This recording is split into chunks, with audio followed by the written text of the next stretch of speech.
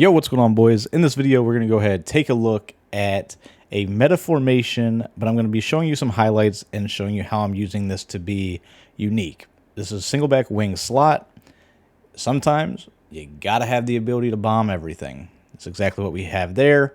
We're not going to talk about how I ended up in the 4th and 18 in the first place, but you'll see one play scores against basically everything. You do still have some dots, which we'll go over as well. As you see, really tough formation to defend with the combination of the rollout. Also, just generally good runs and the overall, dots that you have out of this formation that are unique. So, as I mentioned, very meta, very popular formation. A lot of people use this offense. However, a lot of people don't know the stuff that I'm going to show you here because it's not a true meta playbook, right? It's not in your Philly. It's not in a lot of the popular offenses. So with that being said, we're going to go ahead and show you a couple more clips, just kind of how we can use this scheme to both roll out, run the ball, hit bombs, everything you'll possibly need to know to be successful in Madden 24 at this point. And yeah, we've got a banger of a video here for you. So with that being said, guys, let's go ahead and dive into the setup of the bomb play. The first video I'm going to be doing breaking down this setup, we'll be talking about the bombs, probably the last bomb setup I do for a while. All right, so the way this is going to work, the play is going to be PA post shot, and the setup is you're going to take the B receiver, put him on a streak, you're then going to block the running back. After that, you can also block the tight end A if you want to. You can leave him on his crosser. You can really do whatever you want with the tight ends as long as they are running routes going to the dual receiver side, right? So with that, we're just going to go ahead and hike the ball. This is against Tampa 2. And what you'll see right here, safety is going to completely dumb out. You're just going to throw the post route. It'll be a wide open score directly over the top of that strong safety. So I'm going to go back to the instant replay here and just kind of show you how this works from a coverage standpoint. This strong safety right here, he drifts to the middle of the field, sees nobody coming behind him because that player right there that's next to him is a streak. So what he does is he goes back to his, normal spot. By the time he realizes that there's a post route over the top of him, as you can see, it's an easy walk-in score. So I've broken this same bomb concept down. This is just the first time I'm doing it out of a meta coverage shell, or a meta formation, I mean. And you can see it's extremely consistent. Yeah, I mean, as long as you can get the time to throw it, you'll be good, and it'll be a completion. It's really that simple. So, to the short side of the field, you may be wondering if it works the same way. It does not. It needs to be with the bunch, or excuse me, it needs to be with the tight ends to the short side of the field, not to the wide side, right? So once again, if you are on this side, you wanted to get this bomb to work, simply just flip your play, streak the X receiver, block the running back, do the same concept setups that you were doing, and you'll see it works to the right, it works to the left. None of that stuff matters as long as you are on the right hash mark. So with that being said, that's the bomb. That's how we're going to be getting over the top of a cover 3, or excuse me, a cover 2. So not only does this set up bomb cover 2, it'll also bomb a cover 4 drop. So same scenario where you're streaking that B receiver. Running back can either be blocked. You can leave the play action. Tight end can go on any route that he wants besides going to the short hash. And, of course, we are keeping the dual receivers to the wide side of the field, right? So they're to the left in this example. Tight end must run a route to the left. And what you'll see happen here is buying a little bit of time, you'll be able to throw over the top of that safety, right? So there's a little pass lead up and above him. Now, there will be times where they may be able to click on and make a play on that, but for the most part, you will be able to fit that over the top of their head. And for this one in particular, I try to leave the play action as much as possible. It does seem to suck them down a little bit easier in terms of getting that safety to bite down on the little crosser. Same thing that you can do if you want to put the tight end on a different route. You can put A on a post, and you'll see he just bites down a little bit easier, allows you to throw over the top of him. Yeah, I mean, as you can see, all the deep knockouts in the world aren't going to make a play on that as long as you get your freeform down. And to freeform that, you're just pass leading it, you know, up into the outside, basically. So for me, throwing this to the right side of the field right here, I'm throwing it at about 1, 2 o'clock, if you imagine your left analog stick as a clock. So that being said, running back, if you really want to put him on a different route, he can go on an option route. You know, it gives you another little check down right there. But main route you're looking to hit when you do this setup is obviously the bomb over the top, because you're going to be able to bomb cover 2, and you're going to be able to bomb inside quarters. So inside quarters and deep half by those safeties will dumb out. It'll allow you to throw right over top of the one on the short hash mark, right? So in this case, we've got the receiver running the post from wide side to the short side. Therefore, it's going to be the strong safety in this example, right? Now, the one thing I wanted to mention before we get into the actual cover 3 beater is when you run these setups, you cannot have a route going to the right-hand side of the field, right? So if you were to put a tight end on a corner route, right, something that we do a lot in this scheme, if you were to do this, that outside safety will not dumb out, and you see how he just drops back. That's going to basically put a stop to all of our fun shenanigans we're trying to do here, because although he won't completely dumb out, he drops back far enough to where we can't obviously make a play on that, right? So, yeah, don't put anybody going to the short hash, and you should be able to throw this bomb right over the top of that strong safety. Now, that being said, let's go ahead and move on to the cover 3 beater, which will be a completely different play. Instead of being in the play PA post shot, we will actually be using the play, where is it? PA Y cross flood. All right, so now that we've talked about how to bomb cover 2, let's take a quick look at how to bomb cover 3. That's going to be out of the play PA Y cross flood. They are in a cover 3. Setup is going to be to streak the running back, put the tight end that is on the right-hand side on a corner. You can do whatever you want with the tight end A. You can leave him blocking if you need the extra time. But what you'll see happen here, just going to throw the post route, right? It's really as simple as it is. You're just throwing the inside post. There you go. It's an example of me actually catching it, and it'll be a score. Now, you can do that out of the wide side or the short side. It's not going to matter here. All right, so we're going to go ahead and do the same thing. If you do want to do it to the wide side, you need to motion the running back out. Then you can do whatever you want with the B receiver.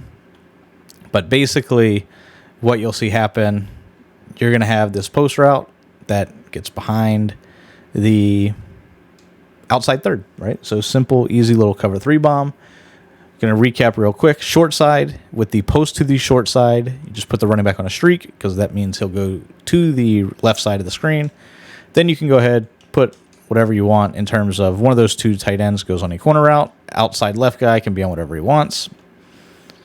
This will bomb cover 3 that way. All right, so cover 3 bomb that way.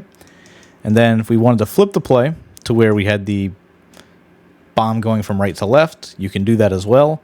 But you notice now the running back that would go on a streak, he's still going to go to the left-hand side. Obviously, you can't have that. Therefore, you just motion him over. Put one of the tight ends on a corner route. Outside right guy in this case does not matter. You put him on a drag, put him on whatever you want.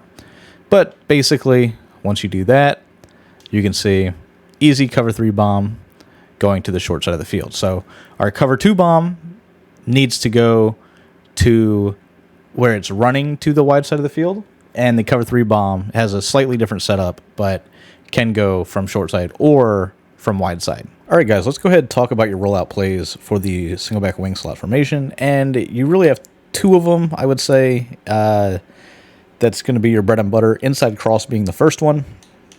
And just to kind of show you this, I don't know, against cover 3. The setup is pretty simple. You want to put the inside tight end on a corner route, and then Your running back can get blocked, put on a streak, whatever you want to do. You just generally don't want him going towards the same side that you're rolling out to. So in this case, we'll go ahead and just put him on a streak, right? But go ahead, when you roll out, you're really just looking to throw that corner route. As soon as it hits the sideline, you'll notice that your opponent's defense is just going to kind of dumb out, and it's very easy to do. Like I said, you're just rolling out, and you're just going to throw the corner route. Now, you can do this short side, you can do this wide side. It does not really matter. Like I said, you can even leave the running back on kind of that little route. The only thing that I will say is after EA's latest patch, these tight ends that for whatever reason are towards the inside, if they bump into a defensive lineman, they basically won't run their route. So you'll see there's plenty of times where he'll run his route perfectly, and then you'll go ahead, you'll get your completion on the rollout corner, and then other times you'll just be waiting for him to, cut up the field, and at that point the play's basically dead, and then you're just going to be running with the quarterback or throwing the drag. It's really as simple as it gets. Now, if that setup does not work for you, the other setup would be to put the B receiver on a corner route, and then in that case, you're going to roll to the opposite side, and you're going to throw the corner that way. You're basically utilizing this play in terms of just rolling out and throwing your corners. If, for whatever reason, they are able to contain you pretty well, right? Say they're spreading their defensive line at a dime, they're in dollar mug, whatever the case may be, they're able to keep you in the pocket. You need to switch it up and go to a play action play. But before you do that, this is your bread and butter because of the fact that this outside right tight end, the one that's RB, Tony Gonzalez, that little inward hitch, that for whatever reason completely dumbs out the defense. That's what is allowing the tight end on that short corner to basically be open at all times. Like I said, no idea why this is. You can replicate this same concept in some other plays, but yeah, you'll be able to throw that. They will not be able to get KOs on it very consistently. They're basically going to have to set zone drops perfectly, which would be 10 and 30, I guess, for our other setups, 10 and 25s. And at that point, you can just pepper them with underneath stuff all the time or hit them with bombs. But overall, inside cross, one of the best plays in the entire game. Now, as I mentioned, you do have the ability to roll to the left if you want to sit in the pocket with this. And I'm going to say this because sitting in the pocket is very hit or miss at the moment. EA, for whatever reason, whether they were trying to patch the rollout from under center or if they just said to hell with under center players altogether, the offensive tackles, for whatever reason, against a 40 lineman set, played so terrible. They literally will let the defensive ends and outside linebackers just come in free. They'll shoot through the B gap on four-man rushes. It's almost impossible to sit in the pocket under center. That's why everything is built around the rollout. But if you do sit in the pocket with this and you buy a little bit of time, you have this post route that you can throw, assuming they don't have match on. So I'm going to go ahead and turn match off just so you guys can see what I'm talking about here. This is a play that you can throw against any sort of cover 3 for one-play scores, and it also does a good job of stopping your opponent from just focusing completely on the rollout corner, because in this example, you are looking to hit the tight end on the drag, the RB on the little angled hitch, or the X receiver for the one-play score, right? So here we go. See if I can buy a little bit of time here. And this is how that post route works. It's a one-play score against cover 3. You can also throw it underneath. So you can go ahead and let me just show you this right here. You can throw it as he breaks as well, as soon as he gets underneath that hook zone. So you can throw it like that and undercut it. Depending on what zone KOs and stuff they have right there, they may be able to knock that out. But yeah, just kind of wanted to show you that you do have that option. Like I said, you can throw that, undercut it. A lot of the times you won't even be hit. You just got to get used to, clicking on and undercutting that. And then also with their user on this play, a lot of the times their user will chase that drag route, just absolutely leaving the hitch underneath. So just a FYI in terms of a play that you can sit in the pocket, not something I recommend a lot. Like I said, because of the fact that the defensive ends will just come in free for literally no reason whatsoever. But yeah, roll out corners, throw them out of here. sit here, hit a cover 3 bomb, hit the little post route for the one-play score against cover 3, or play with your opponent's user in the middle field if they are trying to Mabel you with the drag and then the angled hitch. All right, so that's going to be your first, basically, dot, so to speak, right? That's your rollout, and that's your dot. Now, if you want to take a look at other plays you can do this out of, like I said, if they're able to contain you, you do want to run a couple other plays. So the 2 plays I would recommend would be to play PA Flanker Dive. This is going to be another good rollout play because you're going to put the outside right tight end on a corner. That's going to give you the short corner, deep corner combo. And then you also have this backside little S post. I would also put the X receiver on a drag or an in route, just whichever one you prefer. And then as you're going to roll out with this, right, you're looking to hit the outside tight end. If they have their zone drop set perfectly, or if they're in cover 2, then you can go ahead and you can throw that you can throw that deeper corner, which would be the A route. Right, so it looked like this. And then, of course, if they completely sell out with their user, that's where you could, fit in that backside little S post. That S post will get underneath that deep zone. It just has to get over top of those linebackers, obviously. So with the user generally sprinting to one direction or the other, trying to either take away the routes or manually rush you, that little S post right there is very good out of that play. Then, of course, you got the drag open underneath. So that's a good play to use. And then, as I mentioned, PA boot left or PA boot LT. This is going to be your play you use if they are doing a great job of containing you because of the fact that it is play action. For those of you that don't know, play action plays do basically negate all contains. So what you would do here, I just put my running back on a streak.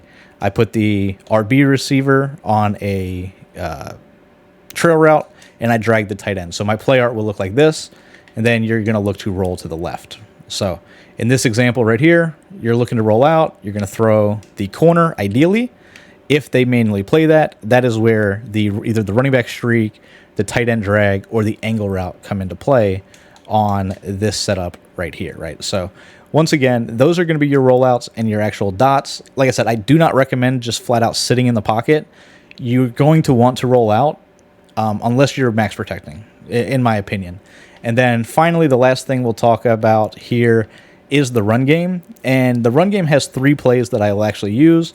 The main one being if they are in anything to where you think you can go ahead and run the stretch. This is super meta. Basically, doesn't matter what they're in. You're just going to try to hit the edge, cut back, juke your way to glory. And then, of course, this is also what forces them into manning up that B receiver most times for the little RPO, right? This is one of the most meta plays in the entire game. So I'm not going to spend too much time on that. But what will happen with that is you'll get a lot of people that learn to shoot through that B gap. That's what I do against that.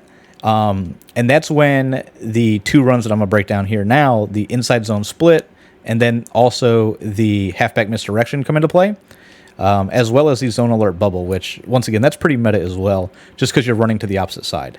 Now, I will say inside zone split is going to be great against spread D-line dollar. So even if they're in like a DB fire, for instance, you're just going to want to double team that defensive tackle. You'll see you're going to get great rushing lanes directly up the middle of the field right there. You're kind of treating that almost like an off tackle to where you just want to kind of run in between the guard and the tackle with a double team. Like I said, you're going to be able to break off some really long runs, especially if they have that spread D-line dollar. Doesn't matter if they're doing the free safety zone blitz, trying to get the A gap and the B gap. It really doesn't matter. If the if the defensive line is not pinched, simple double team on that defensive tackle, and you should have a lot of success there. Same with any spread defensive line, 3-4, like a 3 defensive lineman set. Halfback misdirection is there for people that love to get over aggressive with their pursuit angles. So like you'll see a lot of people in these, big nickel over G's or the 4-3 even 6-1. Matter of fact, we'll show 6-1. So you get a lot of people that will pinch and crash their defensive line down, or they'll just be sending 6 out of this. So what I like to do here is I like to motion this tight end over and then make them think we're going to be running to the left. Meanwhile, we're just double teaming the defensive tackle on the right. And what you'll see happen here is you generally just get great rushing lanes kind of up the middle / to the right side of the field. And I don't know why it works so well for me, but it is definitely a run that I use quite a bit against people that, you know, get over aggressive with their user. And you don't have to let this player set right here. It's just something that I do. But as I mentioned, a lot of the times, especially with an aggressive user, if they take one step to the left, you'll have just wide open running lane down the middle of the field. It's kind of hard to replicate that with only one controller, but you're really using this when there's like one defensive player in the middle of the field and they're trying to gap shoot. So if they're trying to gap shoot to the right, in this case, to shut down the stretch alert bubble, it would affect that. And then also it would affect the zone if they think that they're going to try to, you know, sprint to the left to go ahead and stop any sort of run that direction. So really just wanted to kind of hit on those because I do have a ton of success with it, and I think you guys need to be using it. And that's pretty much it. I've shown you guys all the bombs that you need to know. So if you guys like these long style, like full scheme breakdowns, let me know in the comments. I normally shy away from meta formations like this. It's super meta, but it's meta for a reason. It's extremely overpowered right now, and most people in the community are starting to gravitate towards this scheme. I even saw it in a W stream the other day, and I saw K-Mac using it as well. So you guys will notice there's a ton of people using a scheme like this, so this will give you guys an advantage over those people that are used to stopping just the stretch alert, and they're used to stopping just the rollout corners. This will give you guys some bombs to really keep those type of players honest. Hopefully you guys enjoy, and until next time, catch you guys in the next video.